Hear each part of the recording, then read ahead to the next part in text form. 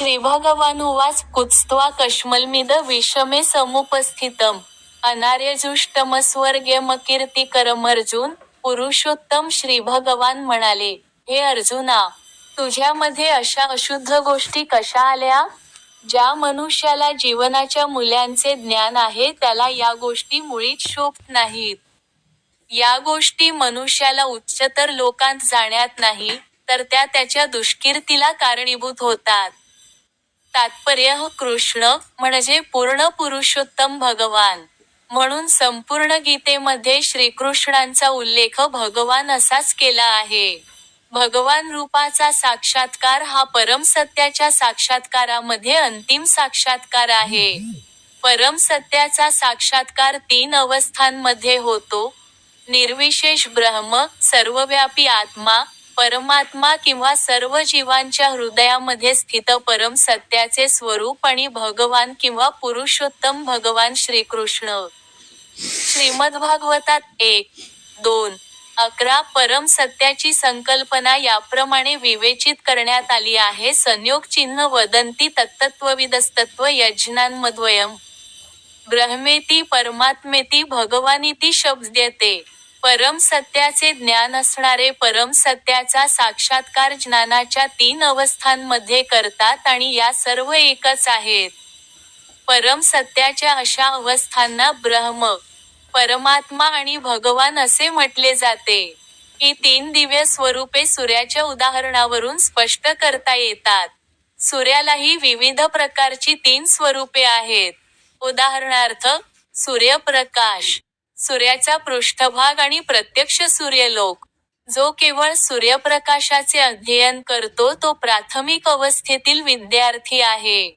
जो सूर्याच्या पृष्ठभागाला जाणतो तो अधिक प्रगतावस्थेमध्ये आहे आणि जो सूर्यलोकामध्येच प्रवेश करतो तो सर्वश्रेष्ठ आहे. सामान्य विद्यार्थी जे केवळ सूर्यप्रकाश, त्याचे विश्वव्यापकत्व आणि निर्विशेष अशा देदीप्यमान प्रकाशाचे स्वरूप जाणण्यात समाधान मानतात त्यांची तुलना, परम सत्याच्या केवळ ब्रह्मस्वरूपाचा साक्षात्कार करू शकतात त्यांच्याशी करता येईल. जो विद्यार्थी आणखी थोडा प्रगत आहे तो सूर्यगोलाचे स्वरूप जाणू शकतो व त्याची तुलना परम सत्याच्या परमात्मा स्वरूपाचा साक्षात्कार करणाऱ्यांशी करता येईल आणि जो सूर्यग्रहाच्या अंतःप्रदेशात प्रवेश करू शकतो, त्यांची तुलना परम सत्याच्या साकार रूपाचा साक्षात्कार करणाऱ्यांशी करता येते. म्हणून सर्व प्रकारचे विद्यार्थी जरी परम सत्य या एकाच विषयाच्या अध्ययनात मग नसले तरी भक्त किंवा ज्यांनी परम सत्याच्या भगवान स्वरूपाचा साक्षात्कार केला आहे ते सर्वश्रेष्ठ अध्यात्मवादी आहेत. सूर्यप्रकाश, सूर्यगोल आणि सूर्यग्रहातील आंतरिक व्यवहार एकमेकांपासून अलग करता येत नसले तरी 3 विविध अवस्थांचे अध्ययन करणारे विद्यार्थी एकाच प्रकारचे नसतात.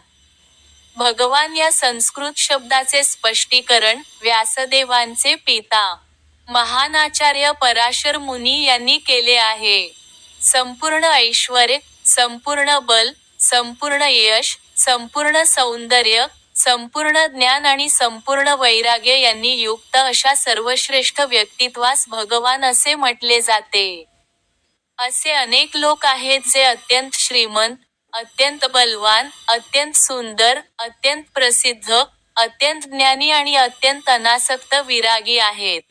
पण कोणीही ठामपणे सांगू शकत नाही की त्याच्याकडे संपूर्ण ऐश्वर्य, संपूर्ण बल इत्यादी सर्व पूर्ण रूपामध्ये आहे. केवळ श्रीकृष्णच तसे ठामपणे सांगू शकतात कारण ते पुरुषोत्तम श्रीभगवान आहेत. ब्रह्मदेव, भगवान शिव, नारायण किंवा कोणत्याही जीवाकडे श्रीकृष्णांइतके संपूर्ण ऐश्वर्य नाही. म्हणून स्वतः ब्रह्मदेवांनी ब्रह्मसंहितेमध्ये स्पष्टपणे सांगितले आहे की श्रीकृष्ण हेच पुरुषोत्तम श्रीभगवान आहेत. त्यांच्या बरोबरीचा किंवा त्यांच्यापेक्षा श्रेष्ठ असा कोणी नाही. तेच आदिपुरुष किंवा भगवान आहेत व गोविंद या नावाने जाणले जातात आणि तेच सर्व कारणांचे परमकारण आहेत. ईश्वरः परमः कृष्णः सच्चिदानंद विग्रहः अनादिरादिर्गोविंदः सर्वकारणकारणम्. भगवंतांच्या गुणांनी संपन्न अशा अनेक व्यक्ती आहेत. परंतु श्रीकृष्ण हेच सर्वश्रेष्ठ आहेत कारण कोणीही त्यांची बरोबरी करू शकत नाही. तेच परम पुरुष आहेत आणि त्यांचे शरीर शाश्वत, पूर्णपणे ज्ञानमय आणि पूर्णपणे आनंदमयी आहे, सच्चिदानंद. तेच आदिपुरुष श्रीगोविंद असून सर्व कारणांचे मूळ कारण आहेत.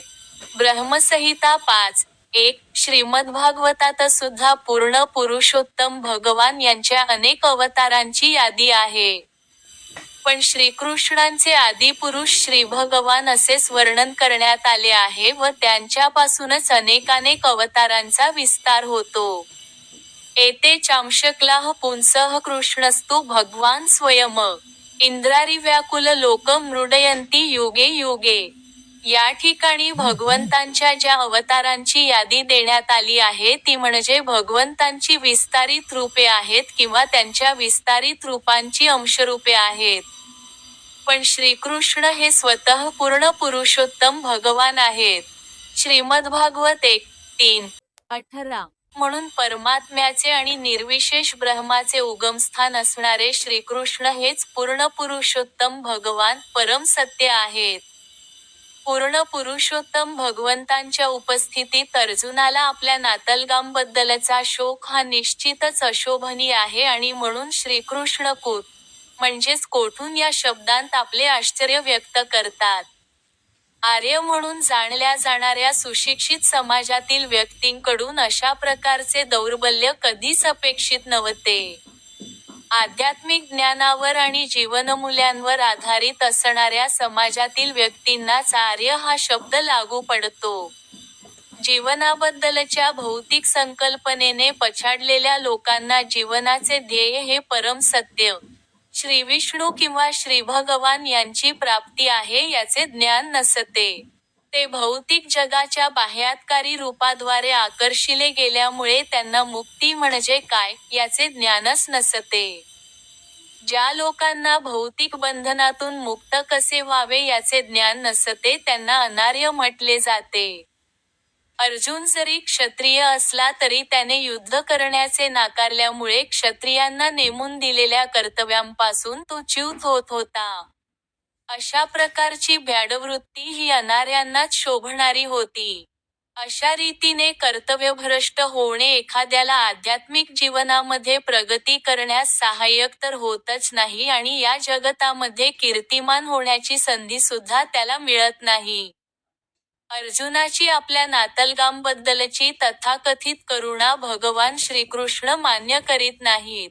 दररोज भगवद्गीतेचे श्लोक मराठीत ऐकण्यासाठी सबस्क्राईब करा.